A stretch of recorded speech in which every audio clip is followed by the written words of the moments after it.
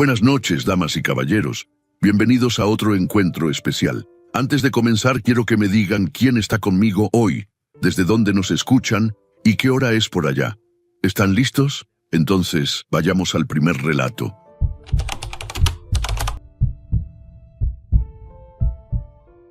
¿Qué onda, Nero? Soy Luis, y les voy a platicar algo que me pasó hace como 2 años, cuando trabajaba en un almacén aquí en Tijuana. Todavía se me pone la piel de gallina de acordarme. Yo llevaba como 4 años trabajando en ese almacén, uno grande, de esos que surten a tiendas de electrodomésticos por toda la frontera. Empecé como operador de montacargas y la neta le echaba muchas ganas. Llegaba temprano, me quedaba tarde si hacía falta, nunca falté ni un solo día. Por eso, cuando se abrió la plaza de supervisor de turno nocturno, el gerente me la ofreció a mí antes que a otros compañeros que ya tenían más años en la empresa. Yo estaba bien contento, la verdad. Ganaba más, tenía mi propia oficina, aunque fuera un cuartito con escritorio de metal y una computadora vieja, pero era mío. Se lo conté a mi esposa Carla esa noche y hasta abrimos una botella de sidra para celebrar. Mi hija apenas tenía 3 años. Y yo pensaba en todo lo que ese aumento nos iba a ayudar. Lo que no sabía es que ese ascenso me lo iban a cobrar caro. Al principio no le puse atención a los detalles raros. En un almacén siempre hay accidentes menores, cargas que se acomodan mal, tarimas que se desbalancean, pero como a las 3 semanas de ser supervisor empezó una racha que ya no me cuadraba. Una tarde, una madrugada, porque yo entraba a las 10 de la noche y salía a las 6 de la mañana, estaba yo revisando una fila de tarimas con cajas de refrigeradores cuando una se vino abajo justo a mi lado. No cayó encima de mí de milagro, pero el golpe sonó como trueno y me dejó los oídos zumbando. Revisamos y las cajas estaban mal amarradas, el flejado se había cortado. Le dije al de mantenimiento que checara las máquinas de flejar, pero él me dijo que esa tarima ni siquiera había pasado por su línea esa noche, que alguien la había amarrado a mano. 2 semanas después, un montacargas se encendió solo. Yo estaba caminando por el pasillo central, cerca de las 4 de la mañana, y de repente escuché el motor prenderse detrás de mí. Me hice a un lado por puro instinto, y el montacargas avanzó como 1,5 metros antes de que alguien lo apagara. No había nadie operándolo. Cuando fui a checar las cámaras con el de seguridad, me dijo que esa cámara llevaba una semana sin grabar, porque supuestamente estaba en mantenimiento. Yo no había pedido ningún mantenimiento. Empecé a sentir que algo no andaba bien, pero uno se aferra a pensar que son coincidencias, que uno se está volviendo paranoico, hasta que llegaron los reportes falsos. Un día el gerente general me llamó a su oficina y me enseñó un reporte donde decía que yo había autorizado la salida de mercancía sin firma correspondiente, algo que podía costarme el trabajo o hasta una demanda. Yo nunca había firmado eso. Le expliqué, me creyó a medias, pero me advirtió que tuviera más cuidado con mi papeleo. Luego aparecieron más reportes. Uno decía que yo había dejado entrar a un camión sin revisión, otro que había reportado horas que no trabajé. Cada uno con mi firma, una firma que se parecía muchísimo a la mía, pero que yo sabía que no era mía. Empecé a dormir mal. Carla me preguntaba qué me pasaba y yo le decía que era el estrés del puesto nuevo, no quería preocuparla. Pero en las noches, en el almacén, empecé a sentir que alguien me observaba. No es que viera sombras ni nada de eso. Era más bien una sensación, como cuando sabes que alguien te está mirando fijamente, aunque no lo veas. Volteaba y no había nadie, o veía a algún compañero que se metía rápido entre los pasillos de estantería. Entre los compañeros que trabajaban conmigo en ese turno, estaba Iván. Llevábamos como 2 años conociéndonos. Hasta comíamos juntos en el descanso. Me platicaba de su exnovia, de su carro que se le descomponía seguido. Era buena onda, o eso pensaba yo. Cuando me dieron el ascenso, Iván fue de los que más me felicitó. Me dijo que me lo merecía, que él sabía que yo trabajaba duro. Nunca sospeché de él, ni por un segundo. La noche que todo cambió fue un martes. Eso lo tengo bien grabado porque era el cumpleaños de mi hija al día siguiente y yo había comprado un pastel que tenía guardado en mi casillero del vestidor de empleados. Uno chiquito, para llevármelo directo a la casa después del turno y sorprender a Carla con que ya estaba listo. Como a la 1 de la mañana fui al vestidor a checar que el pastel siguiera bien. Y cuando abrí mi casillero, ahí estaba Iván, agachado, metido casi por completo dentro del espacio, con un cuchillo en la mano. No grité, la verdad me quedé congelado. Él se quedó viéndome, así, sin moverse, con el cuchillo todavía en la mano y el pastel destrozado en el piso del casillero. Le pregunté qué estaba haciendo, y él nada más se paró despacio, como si no tuviera prisa, como si fuera lo más normal del mundo que lo encontraras metido en tu casillero a esa hora. Me dijo que quería ver hasta dónde aguantaba yo. Yo no entendía nada. Le pregunté de qué hablaba y ahí fue cuando, aunque la voz se me quebraba, reuní el valor para insistirle en que me explicara. Iván se rió, una risa bien fea, sin ganas, y me dijo que llevaba meses probándome, viendo cuánto aguantaba antes de quebrarme, antes de que me diera cuenta de que alguien estaba haciendo todo a propósito. Me dijo que las tarimas, el montacargas, los reportes, todo era obra de él, que se había metido a mi casillero para revisar mis cosas, solo para sentir que tenía el control sobre mi vida. Le pregunté por qué, con la voz que se me quebraba, y él nomás encogió los hombros y dijo que a él le habían negado el ascenso el año pasado, que él llevaba más tiempo que yo en la empresa, y que verme subir a mí, un muchacho más joven, le había hervido algo por dentro que ya no pudo controlar. Ahí fue cuando salió lo peor. Fui a buscar sus cosas, no sé ni por qué, tal vez la adrenalina, y en su casillero encontré un cuaderno. Uno normal, de esos de cuadrícula, pero lleno de anotaciones con su letra apretada. Ahí estaba todo, mis horarios de entrada y salida, los horarios de la escuela de mi hija, a qué hora salía Carla de su trabajo, la ruta que yo tomaba para ir a mi casa, hasta el nombre del kinder de mi niña. Sentí que el estómago se me iba hasta el piso. No era solo que quisiera hacerme la vida imposible en el trabajo. Había estado investigando a mi familia. Fui directo con el gerente esa misma madrugada. Le enseñé el cuaderno y ahí mismo llamaron a seguridad y a la policía. A Iván lo sacaron esposado y a mí me tocó dar mi declaración como 4 horas, contando todo desde el principio. La empresa lo despidió, obviamente, y hasta metieron una denuncia por acoso laboral y por el cuchillo que traía, aunque él alegó que no era para lastimarme, que solo lo llevaba para sentirse poderoso mientras revisaba mis cosas. No sé si le creo. Pensé que ahí se acababa la pesadilla, que con que lo corrieran y quedara su expediente marcado, ya estábamos a salvo. Pero como 5 días después, un jueves en la noche, yo estaba en mi casa con Carla y mi hija ya dormida, viendo la tele en la sala, cuando escuchamos un ruido en la puerta de enfrente. No era como un toquido normal, era como si alguien estuviera forzando la chapa, metiendo algo en la cerradura, tratando de girarla. Se me fue el aire del pecho. Le hice seña a Carla de que se quedara callada y me acerqué despacio a la ventana de la sala, la que da hacia la calle, y con mucho cuidado moví la cortina nomás un poquito. Ahí, en la oscuridad, alcancé a ver una silueta agachada frente a la puerta, con algo en la mano, tratando de meterlo en la chapa. No pude ver bien la cara, pero el cuerpo, la forma en que estaba parado, se me hizo igualito a Iván. Llamé a la policía de volada, con la voz baja pero bien firme, y Carla se metió al cuarto con nuestra hija y puso el seguro por dentro.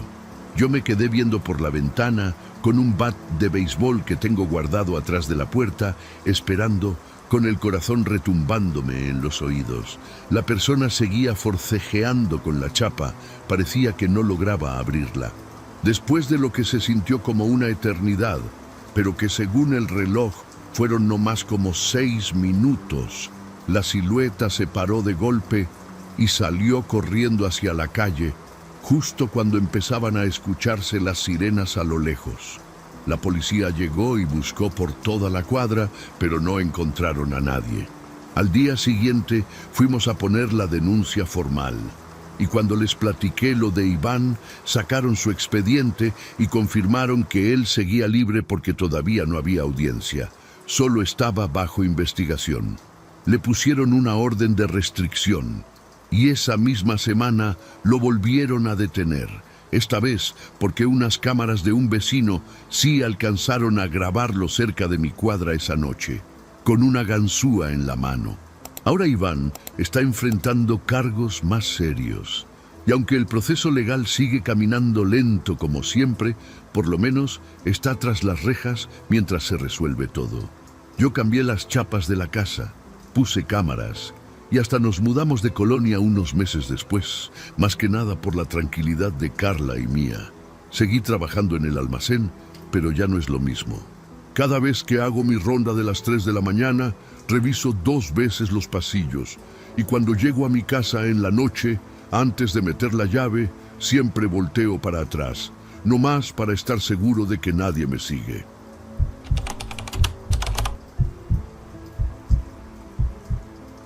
Soy Mariana y lo que les voy a contar me pasó en mi luna de miel, un viaje que se supone iba a ser de los más felices de mi vida y que terminó siendo la peor pesadilla que he vivido. Me casé con Emilio hace poco más de un año.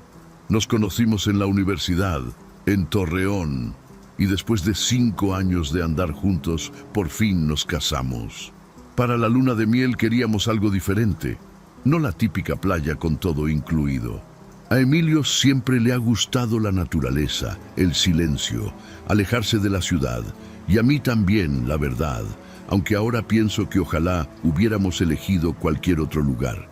Encontramos en internet una cabaña en la Sierra de Durango, metida bien adentro del monte, rodeada de pinos, sin vecinos cerca, con fotos bonitas de un lugar rústico pero cómodo.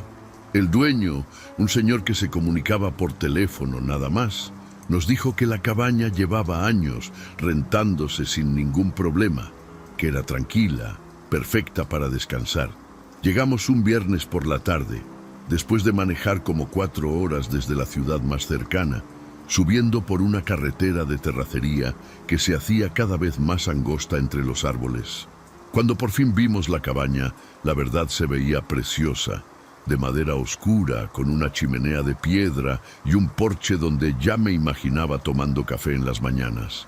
El señor nos había dejado las llaves escondidas debajo de una maceta, tal como había dicho por teléfono, porque él vivía como a 40 minutos de ahí y no iba a poder recibirnos en persona.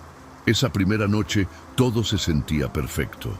Cenamos algo ligero, prendimos la chimenea y nos quedamos platicando hasta tarde, riéndonos, disfrutando el silencio de la sierra que tanto contrastaba con el ruido de la ciudad.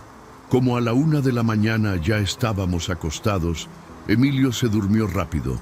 Siempre ha sido de sueño pesado, pero yo me quedé despierta un rato más, escuchando esos sonidos raros que hace el bosque en la noche, el viento moviendo las ramas, algún animal a lo lejos. Fue entonces cuando empecé a escuchar los pasos. Al principio pensé que era mi imaginación, o tal vez algún animal rondando la cabaña, quizás un venado o un coyote, pero los pasos sonaban distintos, más pesados, más constantes, como de alguien caminando despacio, dando la vuelta completa a la estructura. Escuchaba cómo se acercaban por un lado de la cabaña, pasaban por debajo de la ventana de nuestro cuarto y seguían rodeando hasta el otro lado. Me quedé quieta, con el corazón acelerado, esperando escuchar algo más, pero solo eran esos pasos, una y otra vez, dando vueltas. Desperté a Emilio. Medio dormido me dijo que seguramente era algún animal, que no me preocupara, que en el monte se escuchan muchos ruidos raros en la noche. Le creí, o quise creerle, y traté de dormirme, aunque los pasos siguieron sonando por lo menos 1 hora más antes de que por fin se callaran. A la mañana siguiente, cuando salimos al porche con nuestro café, fue cuando el miedo de verdad se me metió en el cuerpo. Todo el lodo alrededor de la cabaña, que la noche anterior con la lluvia se había puesto bien blando, estaba lleno de huellas. No eran huellas de animal, eran huellas humanas, de pies descalzos, marcadas bien clarito, dando vueltas completas alrededor de toda la construcción. Conté como pude, y eran decenas, tantas que ni siquiera se distinguía bien dónde empezaba una y terminaba otra, como si varias personas hubieran estado caminando ahí toda la noche. Emilio se puso pálido cuando las vio. Intentó decirme que quizás eran huellas viejas, de algún trabajador que había ido a hacer mantenimiento, pero hasta él sabía que eso no tenía sentido, porque las huellas estaban frescas, bien marcadas, y ninguna se alejaba hacia el camino ni hacia el bosque, solo daban vueltas y vueltas alrededor de la cabaña, como si quien las hubiera dejado nunca se hubiera ido, solo hubiera estado caminando en círculos toda la noche. Le marqué al señor dueño esa misma mañana para preguntarle si sabía algo, si alguien más tenía acceso a la propiedad, pero no me contestó. Insistí varias veces durante el día y nada. Emilio trató de tranquilizarme diciendo que a lo mejor eran bromas de algún vecino del rancho cercano, aunque los dos sabíamos que no había ningún rancho a la vista, solo bosque en todas direcciones. Decidimos quedarnos esa noche también, en parte porque ya habíamos pagado, en parte porque no queríamos manejar de noche por esa terracería tan mala, y en parte, creo, porque no queríamos aceptar del todo que algo andaba realmente mal. Grave error. Esa segunda noche, apenas empezaba a oscurecer, comenzaron los golpes. No eran fuertes, no eran como alguien tocando la puerta, eran más como toques suaves, casi delicados, que recorrían las paredes de la cabaña de un lado a otro. Primero los escuché en la pared de la cocina, luego se movieron hacia la sala, después hacia nuestro cuarto, como si alguien estuviera pasando la mano o los nudillos lentamente por toda la madera exterior, tocando aquí y allá sin ningún patrón que yo pudiera entender. Emilio y yo nos quedamos sentados en la cama, abrazados, sin decir nada, solo escuchando cómo esos golpecitos se movían alrededor de toda la cabaña. En un momento se detuvieron justo afuera de nuestra ventana, y ahí fue cuando pasó lo que todavía se me aparece en pesadillas. Vi cómo, despacio, una mano se deslizaba por el vidrio de la ventana, justo frente a mi cara. Era una mano pálida, de dedos largos, que se movía lentamente de un lado a otro, como si estuviera acariciando el vidrio, sintiendo la superficie. No pude ver el cuerpo completo. La ventana solo dejaba ver desde el antebrazo hacia abajo, pero esos dedos se deslizaban tan despacio, tan calmados, que parecía que quien fuera sabía perfectamente que yo lo estaba viendo y no le importaba en absoluto. Grité, no pude evitarlo, y Emilio saltó de la cama, prendió la luz, y para cuando volteamos otra vez hacia la ventana, ya no había nada. Solo la marca de una mano sudada, marcada en el vidrio empañado, que poco a poco se fue desvaneciendo mientras nosotros nos quedábamos ahí, congelados, sin saber qué hacer. Esa misma noche decidimos que ya no íbamos a esperar hasta la mañana. Juntamos nuestras cosas como pudimos, con las manos temblando, y salimos corriendo hacia el auto. Pero cuando Emilio intentó encenderlo, nada. Ni siquiera hacía el intento de arrancar, solo se escuchaba un clic seco. Emilio abrió el cofre con la lámpara del celular, y ahí vimos que unos cables estaban cortados, no rotos por accidente, cortados limpiamente, como con unas pinzas o una navaja. Alguien había saboteado el auto mientras nosotros estábamos adentro, aterrados, escuchando esos golpes en las paredes. Fue entonces cuando empezó a levantarse la neblina. No fue algo gradual. Se sintió como si de repente todo el aire se hubiera vuelto espeso y blanco, como si el bosque entero se hubiera tragado la poca luz de la luna que había. Y entre esa neblina empezamos a distinguir figuras, no corriendo, no gritando, solo caminando, despacio, saliendo de entre los árboles desde varias direcciones al mismo tiempo, como si nos hubieran estado esperando, como si supieran exactamente el momento en que íbamos a intentar escapar. No alcanzamos a contar cuántas eran. La neblina no dejaba ver bien, pero eran varias, tal vez 5, tal vez más, avanzando hacia nosotros desde distintos ángulos, cerrando el círculo poco a poco.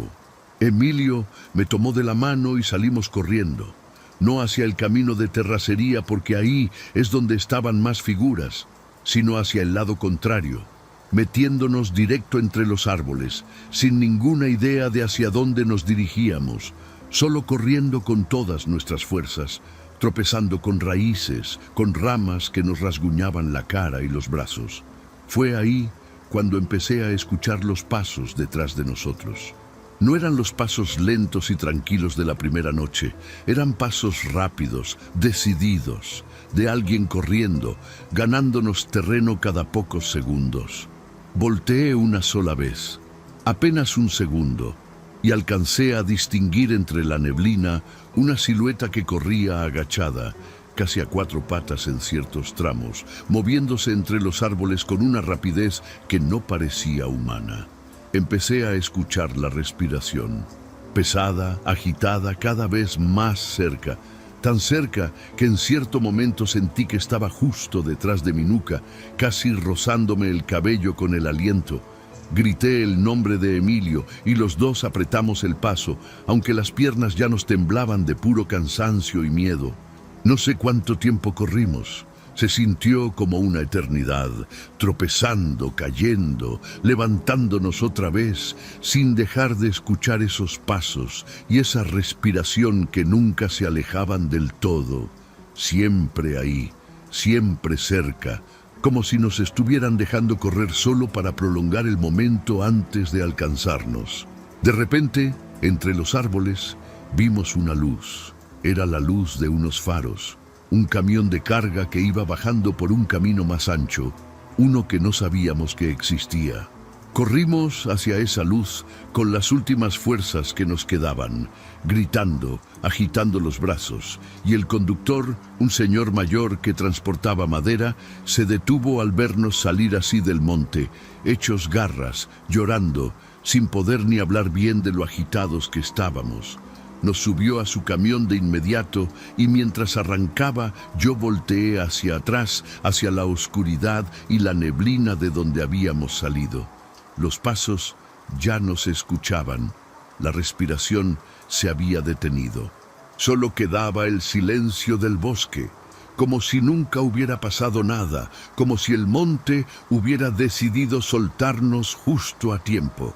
El Señor nos llevó hasta el pueblo más cercano, y de ahí pusimos la denuncia con la policía local.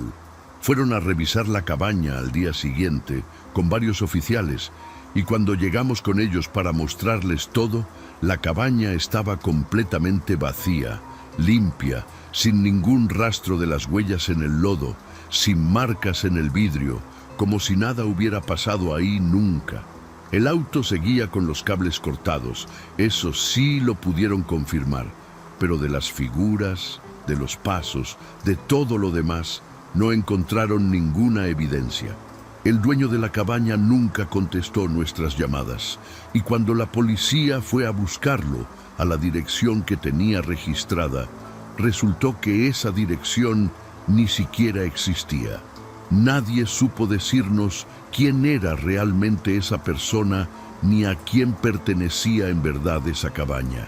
Nunca volvimos a la Sierra de Durango, y hasta la fecha, cuando Emilio y yo escuchamos pasos afuera de nuestra casa en la noche, aunque sepamos que es solo el viento o algún vecino, los dos nos quedamos callados, escuchando, esperando a que se alejen, porque todavía no logramos olvidar esa sensación de sentir una respiración pegada a la nuca en medio de la neblina, sin saber jamás qué era exactamente lo que nos perseguía aquella noche.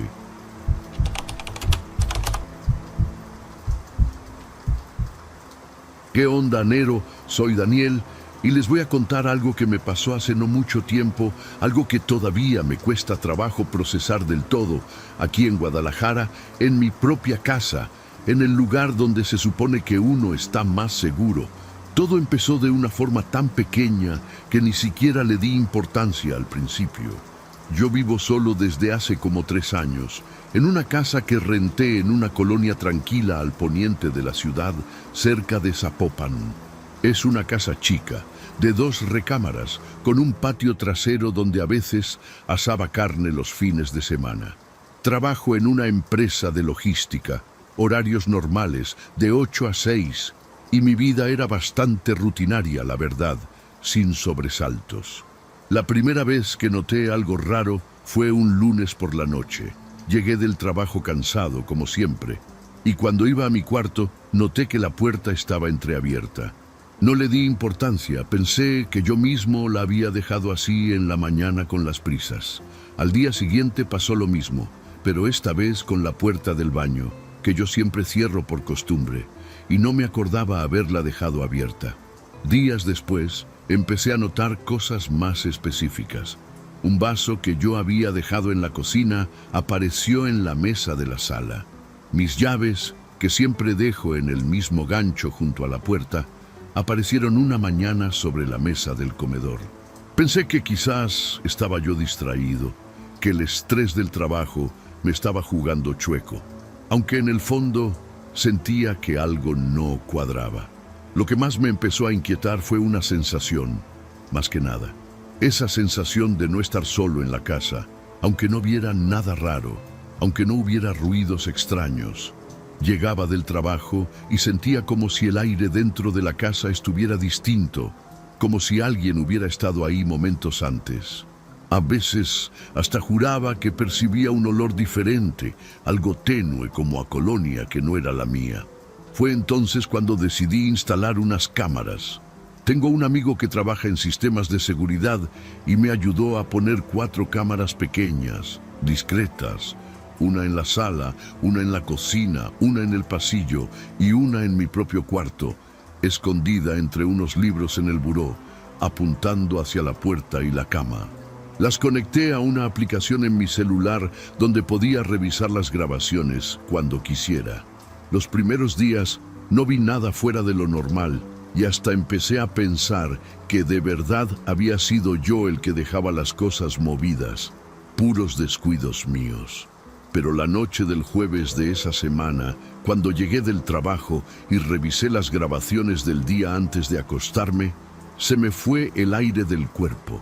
A eso de las 11:30 de la noche, mientras yo dormía profundamente en mi cuarto sin darme cuenta de nada, la cámara de la sala mostraba cómo se abría la puerta principal, despacio, con una llave, y quien entraba era Ricardo. Ricardo había sido mi mejor amigo desde la secundaria. Estudiamos juntos, trabajamos juntos en un par de proyectos hace años, hasta fue mi padrino de bodas cuando me casé, aunque ese matrimonio ya se había terminado hacía 2 años. Nos habíamos distanciado un poco últimamente, la verdad, más que nada porque él había pasado por unos problemas económicos fuertes y yo sentía que a veces se ponía raro conmigo, medio resentido, aunque nunca le di mucha importancia, pensando que era cosa pasajera, pero ahí estaba en la grabación, entrando a mi casa a esa hora de la noche, con una llave que yo nunca le había dado. Seguí viendo las grabaciones, cámara por cámara, con el estómago revuelto. Ricardo caminaba por la sala tranquilo, como si fuera su propia casa, sin ninguna prisa. Fue a la cocina, abrió el refrigerador, sacó algo de comida que yo tenía guardada y se sentó en la mesa a comérsela despacio, viendo su celular como si nada. Después, lo que vi en la cámara del pasillo me hizo sentir un escalofrío que todavía recuerdo bien clarito. Caminó directo hacia mi cuarto, abrió la puerta despacio y se quedó parado un momento viéndome dormir. Yo estaba ahí, en la cama, completamente dormido, sin la más mínima idea de que alguien me estaba observando a solo unos metros. Lo que siguió fue todavía peor. Se acostó a un lado de la cama, del lado donde antes dormía mi esposa, y se quedó ahí acostado, viendo el techo, por lo que parecía casi una hora completa. No se movía casi nada, solo estaba ahí, acostado junto a mí, mientras yo dormía sin saberlo. Después se levantó y la cámara lo captó sacando una caja de fotos familiares que yo guardo en el closet. Fotos de mis papás, de mi hermana, de cuando era niño. Se sentó en el piso del cuarto y estuvo viendo esas fotos una por una, deteniéndose en algunas más tiempo que en otras. Algunas hasta las acercaba a la luz de su celular para verlas mejor. No dormí nada esa noche.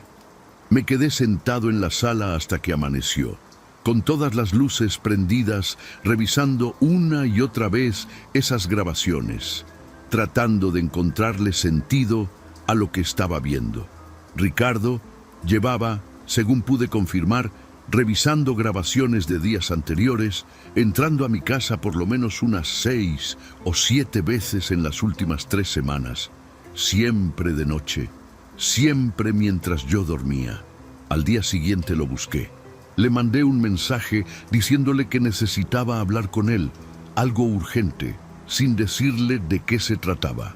Quedamos de vernos en un estacionamiento de un centro comercial que ya estaba cerrado a esa hora, cerca de las 9 de la noche, un lugar donde íbamos antes a platicar cuando queríamos privacidad. Cuando llegó, se veía tranquilo, casi sonriente, como si no pasara nada. Le puse mi celular enfrente con las grabaciones y no dijo nada al principio, solo se quedó viendo la pantalla con una calma que a mí se me hizo perturbadora. Le pregunté qué demonios estaba haciendo, cómo había conseguido una llave de mi casa, por qué entraba así en las noches. Se quedó callado un momento y después soltó una risa corta, sin humor, una risa que no reconocí en él después de tantos años de conocerlo. Me dijo que él llevaba tiempo sintiendo que yo tenía todo lo que él había perdido, la casa, el trabajo estable, aunque ya no tuviera esposa, y que necesitaba entender cómo se sentía vivir mi vida, aunque fuera desde las sombras. Le pregunté qué quería decir con eso, y ahí fue cuando soltó algo que se me quedó grabado en la mente de una forma que no puedo explicar bien. Me dijo que su plan era ir quitándome todo poco a poco, sin que yo me diera cuenta, hasta que llegara a un punto donde yo ya no supiera distinguir qué parte de mi vida seguía siendo mía y cuál ya era de él. Me dijo que había empezado con cosas pequeñas, comida, objetos, y que su intención era ir avanzando más, hasta quedarse con todo lo que él consideraba que yo no merecía tener y él sí. No supe ni qué contestar en ese momento. Me quedé ahí, parado en ese estacionamiento vacío, viendo a la persona que consideraba mi mejor amigo confesarme, sin ningún remordimiento en la voz, que llevaba semanas invadiendo mi vida con la intención de destruirla poco a poco. Le dije que se alejara de mí, que le iba a quitar la llave como fuera, que si volvía a acercarse a mi casa iba a llamar a la policía. Él solo se encogió de hombros. Me dijo que hiciera lo que quisiera y se subió a su carro sin decir nada más, dejándome ahí parado, con un miedo que no sabía ni cómo nombrar. Cambié la chapa de la puerta principal esa misma noche y también la de la puerta trasera. Revisé cada ventana de la casa, verifiqué que todo estuviera bien cerrado. Le conté a un par de amigos en común lo que había pasado y todos se sorprendieron. Ninguno sabía nada, aunque uno me comentó que Ricardo llevaba tiempo actuando extraño, más callado, más resentido con la vida en general. Pasaron como 4 días sin ninguna novedad. Empecé a relajarme un poco, pensando que quizás, con la confrontación y el cambio de chapas, ya se había terminado todo, que Ricardo había entendido que ya no podía seguir haciendo lo que hacía. La quinta noche desperté de golpe, como a las 3 de la mañana, con un ruido que no supe identificar al principio. Me quedé quieto en la cama, escuchando, tratando de ubicar de dónde venía. Fue entonces cuando escuché con toda claridad cómo alguien intentaba girar la manija de la puerta de mi cuarto, despacio, con cuidado, como tratando de no hacer ruido. El corazón se me fue hasta la garganta. Mi cuarto no tiene seguro en la puerta. Nunca pensé que lo necesitaría, así que solo pude quedarme ahí, paralizado, viendo cómo la manija se movía despacio de un lado a otro, sin llegar a abrir del todo, como si quien estuviera del otro lado estuviera probando, tanteando, sin decidirse a entrar por completo. Grité, pregunté quién era, con la voz temblándome más de lo que hubiera querido. La manija se detuvo de golpe. Escuché pasos alejándose rápido por el pasillo y después el sonido de una puerta, no la principal, sino la de la cocina, abriéndose y cerrándose deprisa. Salí de la cama con las piernas temblando, tomé un bat que tengo guardado en el closet y revisé toda la casa con el corazón a mil. No encontré a nadie, pero la puerta de la cocina, la que yo había cambiado de chapa apenas unos días antes, estaba abierta, como si alguien la hubiera forzado o hubiera encontrado la forma de entrar de todas maneras. Llamé a la policía esa misma madrugada, y cuando llegaron, revisaron toda la casa conmigo, tomaron fotos de la chapa forzada y les conté toda la historia desde el principio, mostrándoles las grabaciones que todavía tenía guardadas en el celular. Se llevaron esa información y fueron a buscar a Ricardo a su domicilio esa misma noche.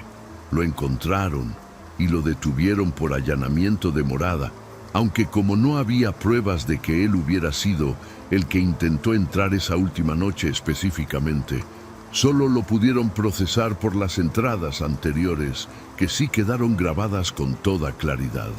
Alcanzó fianza días después, y aunque metí una denuncia adicional pidiendo una orden de restricción, sé que legalmente eso no siempre significa que la persona se mantenga alejada de verdad. Me mudé de esa casa un mes después.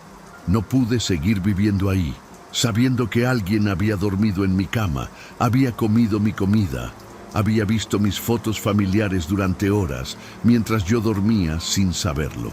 Ahora vivo en un departamento con más seguridad, con vecinos cerca, con cámaras en cada esquina posible. De Ricardo no he vuelto a saber nada directo, aunque un conocido en común me contó hace poco que se había mudado a otro estado. No sé si es cierto, y la verdad prefiero no confirmarlo. Prefiero simplemente no volver a cruzarme con él en la vida. Pero hasta la fecha, cada noche antes de dormir, reviso que la puerta de mi cuarto esté bien cerrada, aunque sepa que estoy solo, aunque sepa que nadie más tiene llave de este nuevo lugar donde vivo. Gracias por llegar hasta aquí. En la pantalla tienes 2 videos más que seguro te van a encantar para seguir con el terror. Nos vemos en la próxima historia.